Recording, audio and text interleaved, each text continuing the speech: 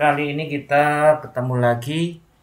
Di video kali ini kita akan membahas bagaimana cara mengirimkan data dari ESP32 ke Alan Bradley Micrologic 1100. Oke, kita coba lihat blok diagram. Nah, jadi skenarionya nanti kita akan mengirimkan data sensor BME 280 ke Alan Bradley Micrologic 1100.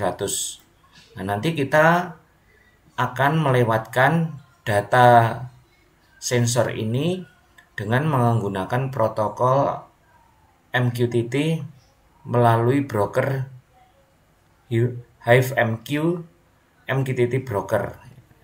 HiveMQ ini MQTT broker cloud ya. Jadi kita bisa nyoba ya di versi demosnya ya. Kemudian nanti sebagai subscribernya adalah Raspberry ya, Raspberry, dan nanti setelah itu datanya dikirimkan ke Alan Bradley ya.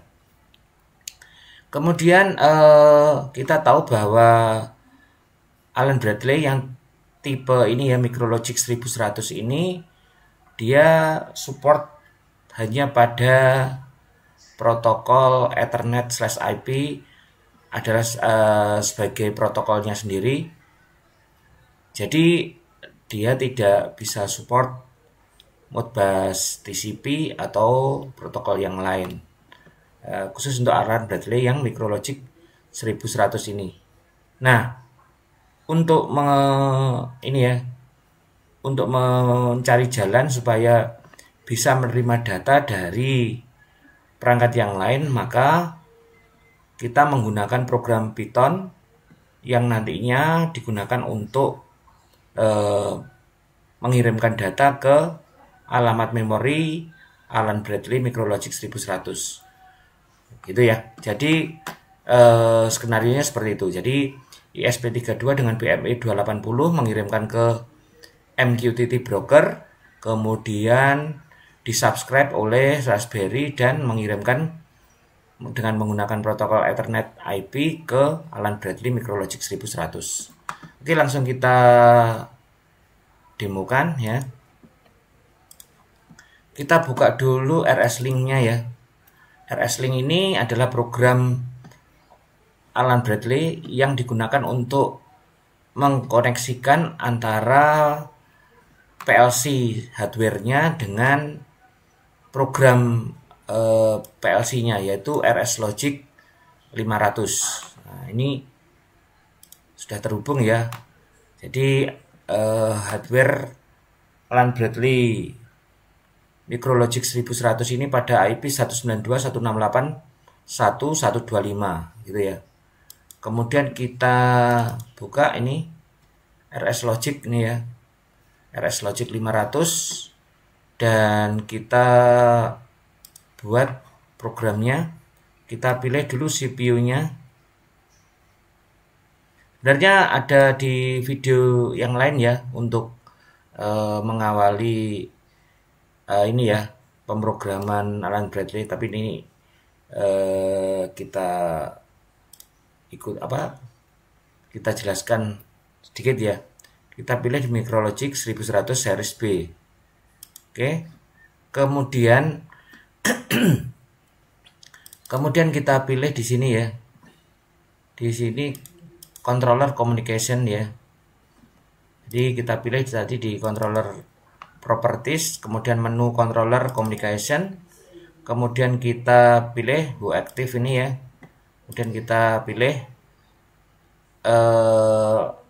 ini yang sudah sudah terdaftar di sini adalah Micrologic 1100-nya di sini, Alan Bradley Micrologic 1100 di sini. Kemudian kita OK dan kita apply. Oke. Nah, di sini kita sudah menghubungkan RS Logic 500 dengan PLC Micrologic 1100. Kemudian kita tinggal downloadnya aja ya. Kita tinggal download ya. Sebelumnya biasanya kita harus simpan ya. Di sini kita misalkan simpannya di folder test kita simpan dengan nama file misalkan tes koneksi gitu ya, tes koneksi. Nah, kita yes untuk download, kemudian kita yes, kemudian kita mode run dan mode online ya. Nah, di sini kita tidak membuat programnya dulu ya. Jadi kita murni nanti akan melihat data pada ini ya, pada memori F8 ini ya. F8 ini adalah data float. Jadi nanti memori di alamat memori F80, F81 dan F82 nanti akan kita pakai sebagai data sensor suhu. Kemudian di sini data sensor humidity, dan di dua ini data sensor data sensor pressure gitu ya. Nah, sebelumnya kita harus ini dulu, pesan dulu di sininya ya. Kita pesan dulu di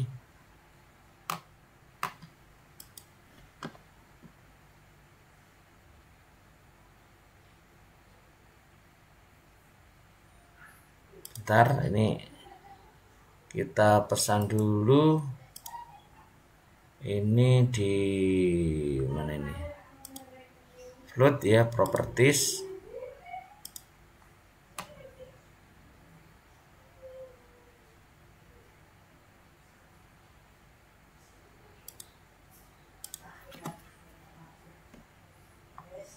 Nah ini bentar.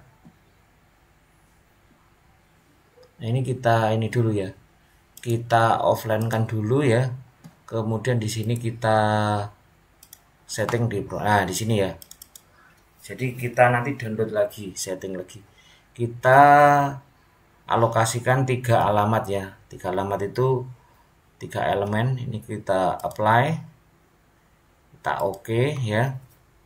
Kemudian kita ulangi ya, kita download lagi ya.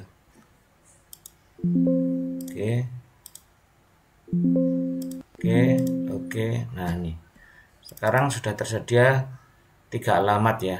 Jadi di F80, F81 dan F82. Jadi F8 ini digunakan untuk menyimpan data yang tipe datanya adalah float ya.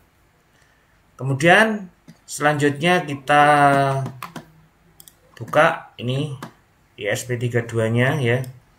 ESP32-nya ini nanti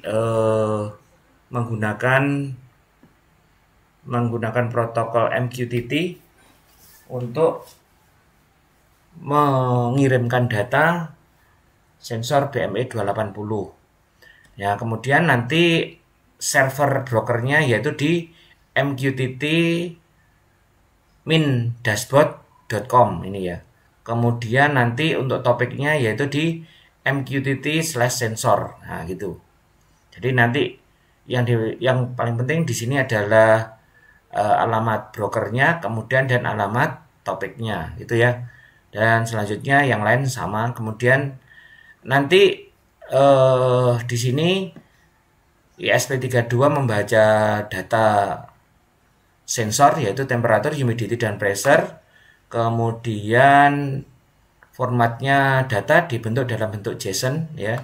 Kemudian kita download ya ke ESP32-nya. Kita download.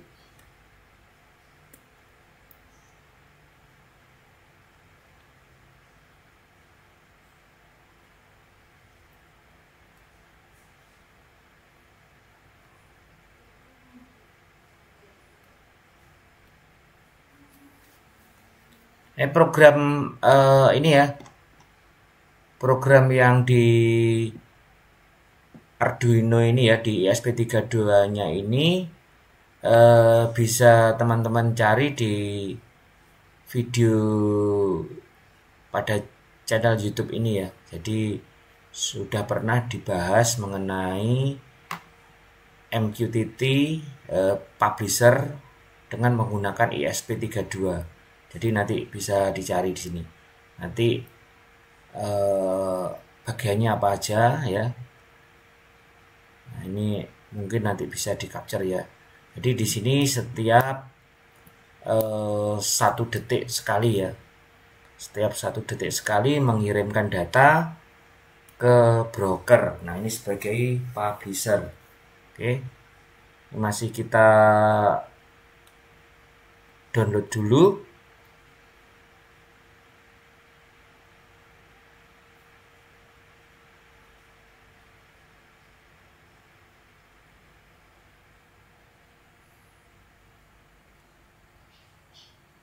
Oke, data telah terdownload. Nah, ini bisa kita lihat di sini datanya. Nah, ini udah muncul ya. Dan data temperatur, humidity, dan pressure. Nah, sekarang apakah data ini sudah sampai di broker? Nah, ini kita cek lihatnya di sini. Kita buka browser, kemudian kita buka link di sini. hivemkey.com demos websocket min client. Kemudian kita buka di sini, kemudian di sini defaultnya seperti ini, langsung kita konekkan aja ya. Nah, sudah connected ya. Jadi ini digunakan untuk tes ya. Kemudian kita coba lihat datanya apakah sudah masuk di broker dengan cara kita sebagai subscribe ya, sebagai subscriber. Kita klik ini, kemudian kita pilih QoS 0 aja ya. Kemudian tadi kita menggunakan topik ini ya. Topiknya tadi adalah MQTT sensor. Kita copy aja. Kemudian kita subscribe. Ya. Nah, ini datanya sudah masuk ya. Datanya berarti sudah bisa diakses nantinya, gitu ya. Kemudian di sini kita disconnect lagi. Jadi hanya untuk mencoba ini ya. Oke, data sudah berhasil terkirim ke broker ya. Data sensornya. Nah, ini sekarang kita tinggal mengambil data dari broker ke Raspberry. Nah, ini sekarang kita koneksi ke Raspberry. Kita buka Visual Studio Code, kemudian ini kita buka ya, koneksi ke Raspberry-nya ya. Oke.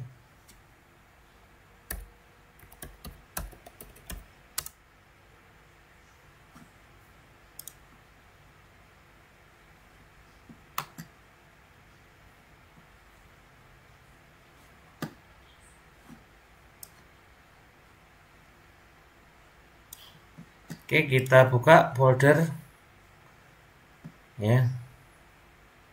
Kita buka folder di mana file program Python sudah kita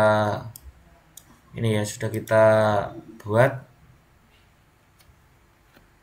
Nah, ini ada di folder Python ini. Udah, kita oke.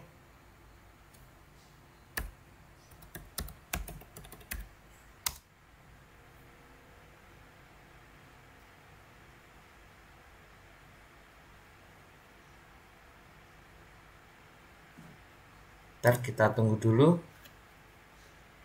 koneksi ke Raspberry-nya. Jadi nanti sesuai dengan gambar ini, maka Raspberry dengan Allen Bradley-nya harus pada IP 1 segmen gitu ya. Tadi di Allen Bradley-nya ada di 192.168.1.125, sedangkan di Raspberry-nya adalah di 192.168.125 gitu ya.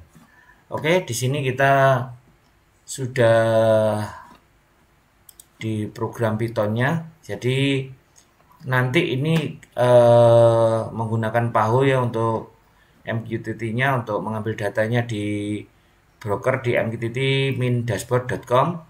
Kemudian untuk koneksi ke Alan Bradley menggunakan ini ya, library Pcom ya, Pcom 3. Kemudian nanti data yang kita dapatkan dari broker ya di sini nanti akan kita masukkan ya untuk kita write ke ini, ke PLC ya, di ini ya, penggunaan protokol Ethernet/IP ini ya. Kemudian nanti di sini juga untuk pengambilannya juga harus sesuai dengan topiknya ya, di mqtt/sensor gitu ya. Dan nanti proses menulis di alamat memori pada F8 baik di F80, 1 dan 2 ini tiap 1 detik gitu ya. Oke, kita jalankan ya. Kita jalankan melalui ini aja ya.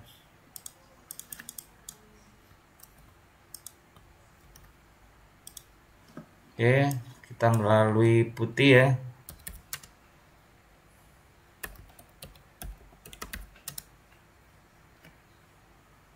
ls, kita masuk cd Python ls. Nah, itu ada di file Ethernet IP _com mqtt sub itu ya. Nah, ini filenya, ini filenya. Oke, kita jalankan Python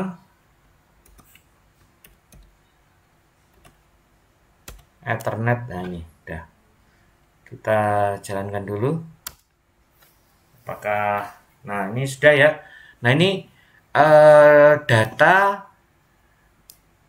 dari broker sudah diterima oleh Raspberry ya sebagai subscriber dan langsung dituliskan ke ini, ke PLC. Nah, ini sudah berhasil ini ya, hasil tulisnya ya, hasil write ini keterangannya sudah ada. Sekarang kita coba cek di PLC-nya. Nah, ini sini kita lihat ya. Kita lihat di alamat memori F80 ini ada perubahan ya. Ini Pak suhunya ada di 28.0 berapa ya? 0708. Di sini ini berubah juga ya. Nah, ini kita coba di sini kita berikan gangguan pada BME 280 apakah nanti ada perubahan suhu dan kelembapannya ya. Nah, ini pada alamat memori F80 ini sebagai tempat menampung dari ini ya, nilai suhu, kemudian di sini sebagai tempat menampung dari humidity, kelembapan, dan ini pressure gitu ya. Sekarang kita berikan gangguan. Adakah perubahan?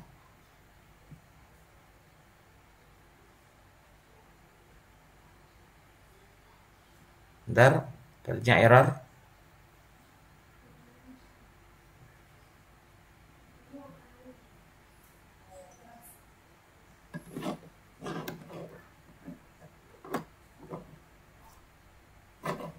Bentar, kita ini dulu ya, kita restart dulu untuk ini apa? ISP32-nya. Kita restart dulu supaya datanya berubah. Nah, oke ya. Datanya berubah ya, itu tadi ya. Ada error.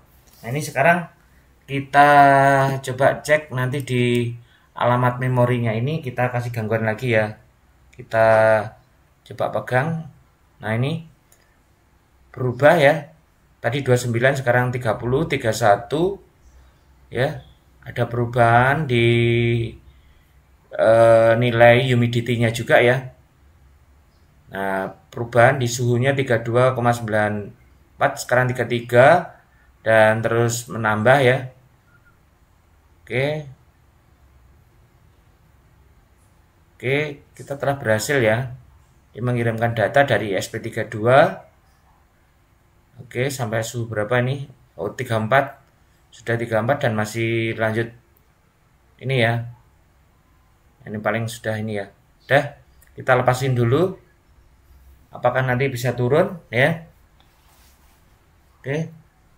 Oke ya, turun ya itu ya. Ada perubahan. Berarti kita telah berhasil mengirimkan data dari SP32 ke PLC Allen Bradley Micrologic 1100 gitu ya. Jadi data telah tertulis ya di alamat memori ini ya, di alamat memori F8 yang dalam bentuk tipe datanya adalah floating point. Itu menyimpan data ini ya, data suhu, data kelembapan dan data tekanan gitu ya. Baik ya, demikian video kali ini yang berkaitan dengan komunikasi antara ISP32 dengan PLC Allen Bradley, khususnya di tipe Micrologic ya. Di sini memakai Micrologic 1100. Nantikan video-video selanjutnya dengan topik yang lebih bagus lagi untuk menambah pengalaman dan menambah pengetahuan bagi teman-teman sekalian semua. Baik, terima kasih. Jangan lupa kalau video ini memang bermanfaat, bisa di-share dan jangan lupa di-subscribe ya channel YouTube ini supaya semakin berkembang ya. Dan jangan lupa videonya di-share. Jadi nanti teman-teman banyak yang mengambil manfaatnya dari pengetahuan yang sudah ada di video ini. Terima kasih.